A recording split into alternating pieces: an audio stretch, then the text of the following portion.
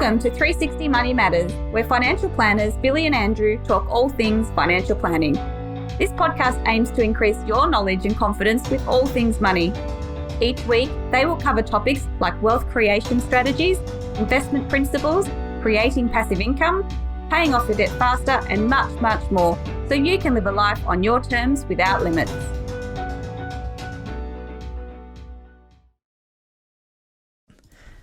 Hello and welcome back to another episode of the 360 Money Matters podcast. I'm Billy and I'm joined by our newest co-host.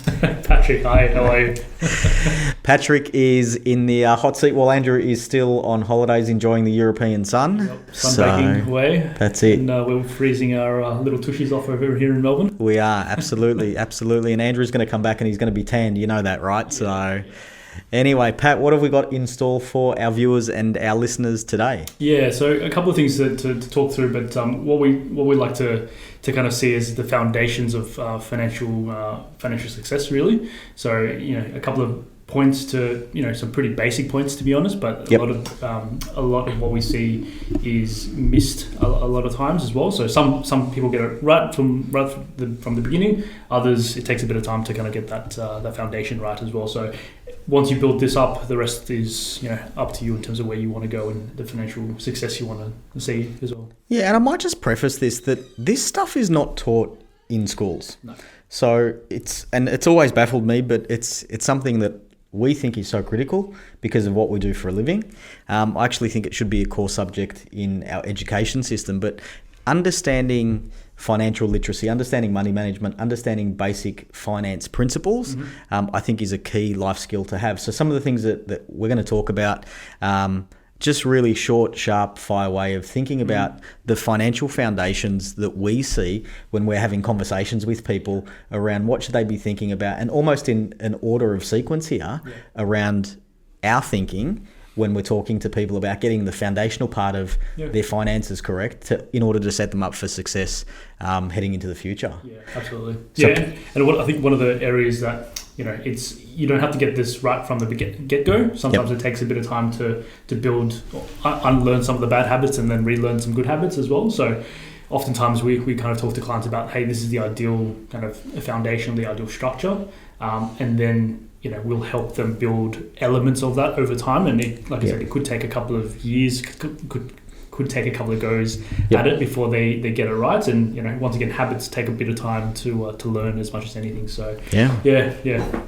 So Pat, let's kick it off. The first one seems really obvious, and it's almost too obvious to say, but getting this right, I think, is almost the foundational piece associated with wealth creation, but it's spending less than you earn.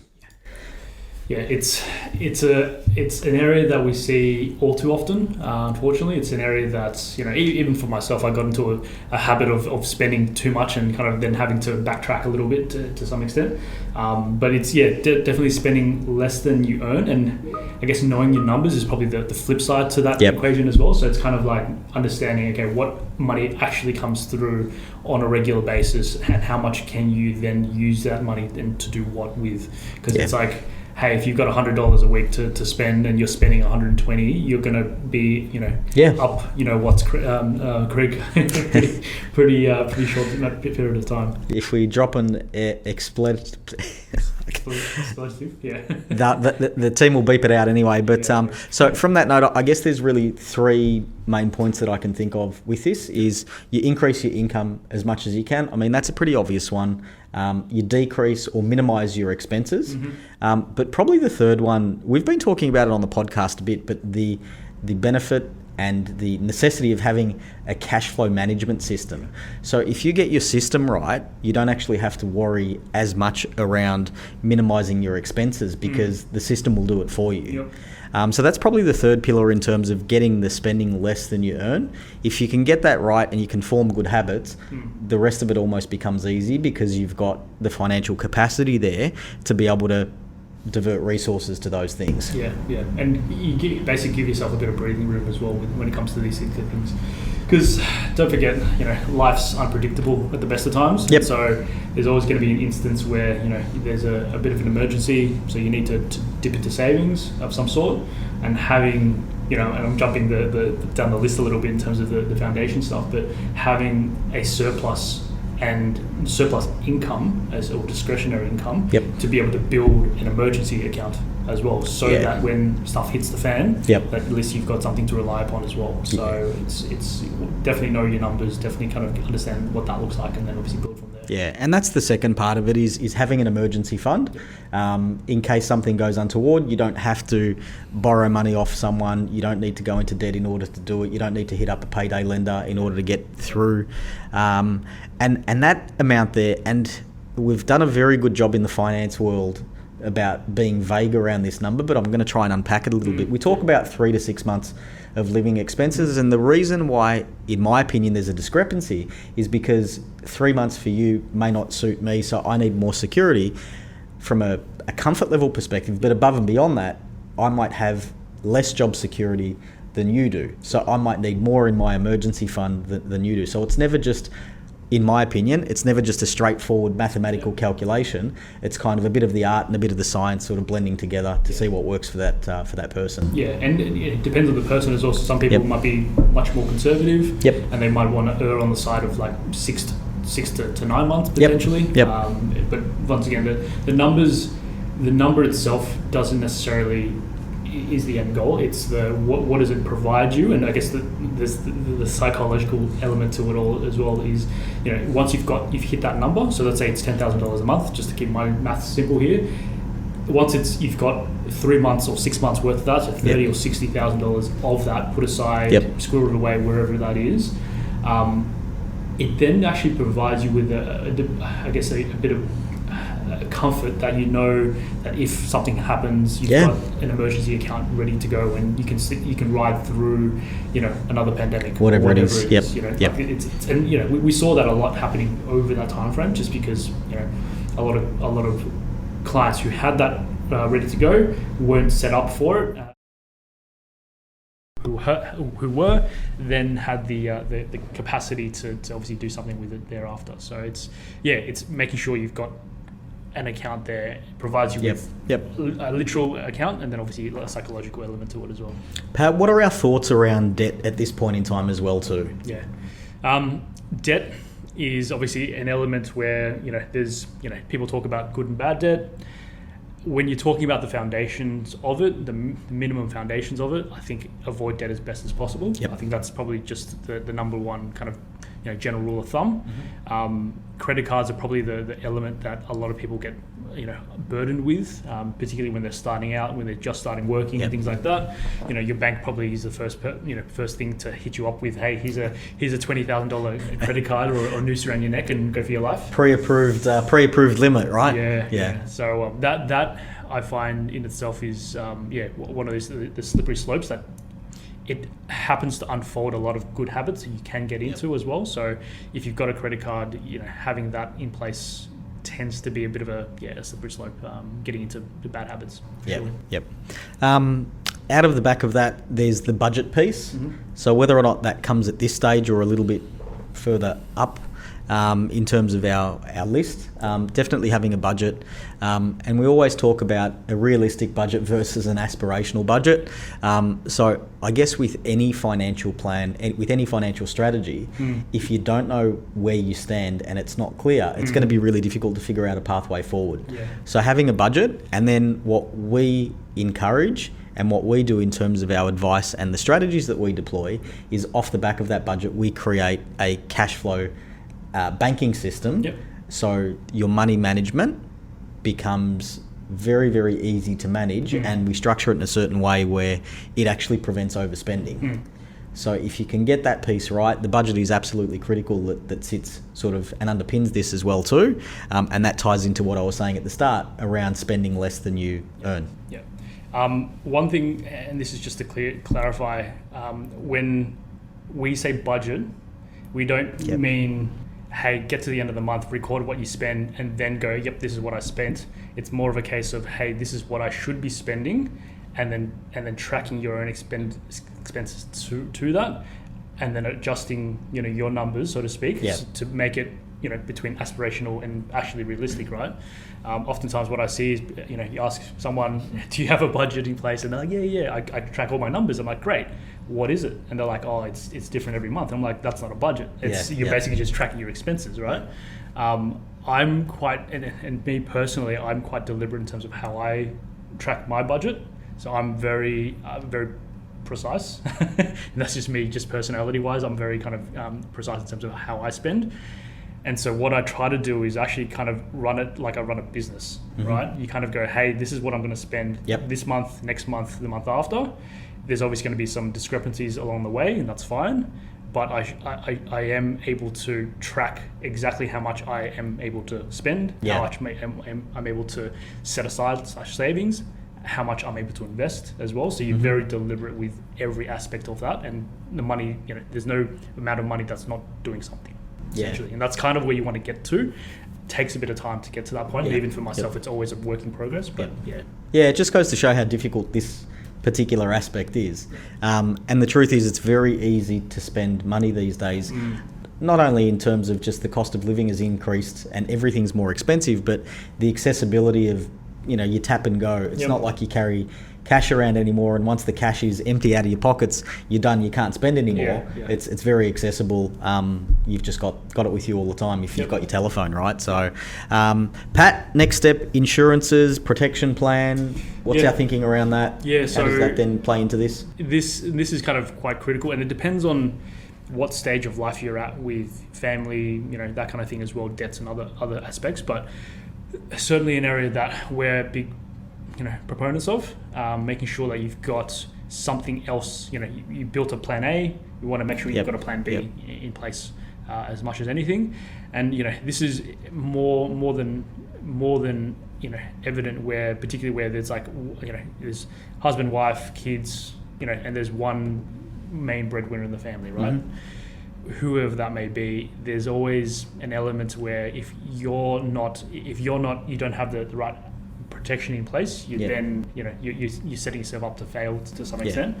And going back to where we were talking about before with the emergency fund, income protection and that kind of thing as well, you can kind of chop and change that as time goes on. You built up some leave to be able to rely upon. You push out your waiting periods on your income protection plan and things like that. So it all kind of ties in together so that you might not actually be there right from the beginning, but you're building upon those steps along the way as well. And that's definitely the case. Plan A, fantastic, all the lights and the shiny stuff, and it sounds great, but if something goes wrong, how do we protect that position so there's no financial detriment to the household?